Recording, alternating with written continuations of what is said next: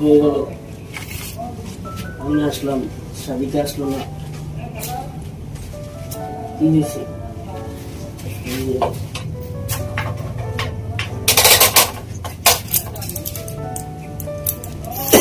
Phone বন্ধ,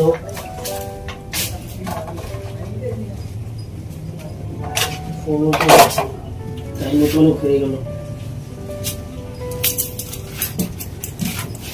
কি হলো?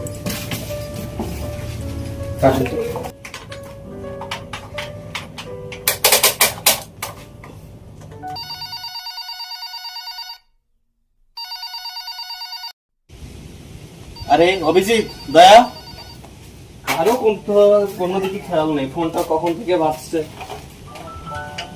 Hello, ACP Pradyuman here.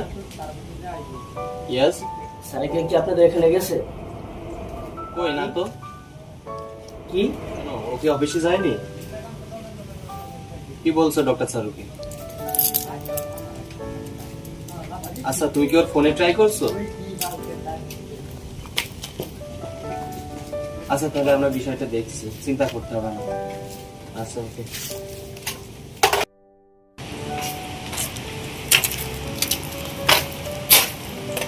টেনশনে আছেন নাকি? টেনশন সমস্যা একটু আছে। ফরেনসিক ল্যাব থেকে ফোন আসছিল, ডক্টর সারিকা নাকি অফিসে যায়নি আজকে। ডক্টর সারুকে ফোন দিছিল, সচরাচর তো এমন হয় না, ওনার ফোনটা আনরিসিভেবল দেখাচ্ছে। অভিজিৎ, তুমি একটা ফোন দিয়ে দেখো তো ফোনটা ঢোকে কিনা। স্যার আমিও তো কয়েকবার কল দিছিলাম, কল তো ঢুকে নাই। না, মোবাইল তো বন্ধ পাচ্ছে। আমার মনে হয় খুব খারাপ কিছু হয়েছে, এমন তো সচরাচর হয় না। কি করা যায়? স্যার চলেন বাড়িতে গিয়ে দেখা যাক বাড়িতে আছে। চলো, এটাই তো আমাদের জন্য বেস্ট।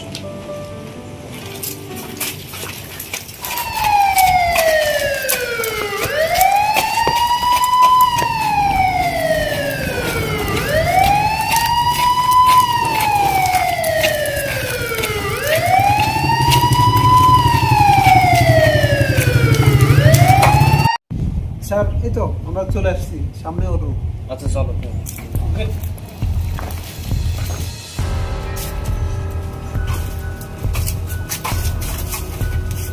রুম তো বন্ধ। সারিকা, ডক্টর সারিকা, আমার তো মনে হয় না ভিতরে কেউ আছে। আমি তো কখনো ওরা এইভাবে দেখিনি।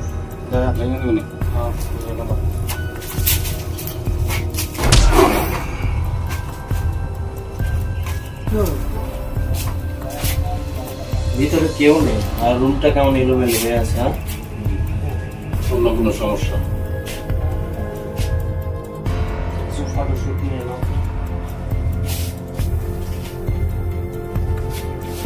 রুমটা পুরো এলোমেলো হয়ে আছে। ওকে স্যার, ওঠো। তাহলে আমরা বিউরোতে যাই, তারপরে কি করা যায়? কি হতে পারে, কোথায় যেতে পারে? তোমার তো ভারী টেনশন হচ্ছে স্যার। স্যার কোনো খোঁজ খবর পেলেন? না, আমরা তো কোথাও কোনো খোঁজ পাচ্ছি না, ফোন আনরিচেবল দেখাচ্ছে। ওর বাসাতে আমরা গেছি, বাসাতে কিছু পাইনি। আমি তো ফোন দিচ্ছি, ফোন নিয়ে দেখাচ্ছি, ফোনে দেখাচ্ছি। কোথায় গেছে, কি হচ্ছে, কিছু বুঝতে পারছি না। আচ্ছা, তোমাকে কি কিছু বলেছে যে কিছু হতে পারে কি, এমন কিছু এই আমার বিষয়ে? কিছু বলা হয়নি, বলেন। কোথায় আছে বিষয়টা?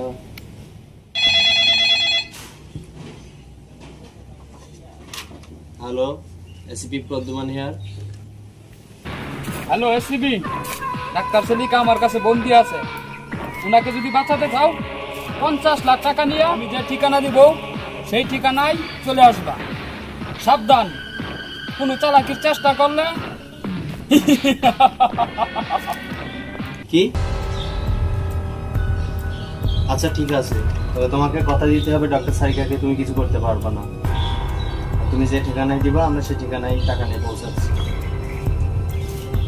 হ্যালো হ্যালো হ্যালো, লাইনটা তো কেটে দিল। কি হয়েছে স্যার?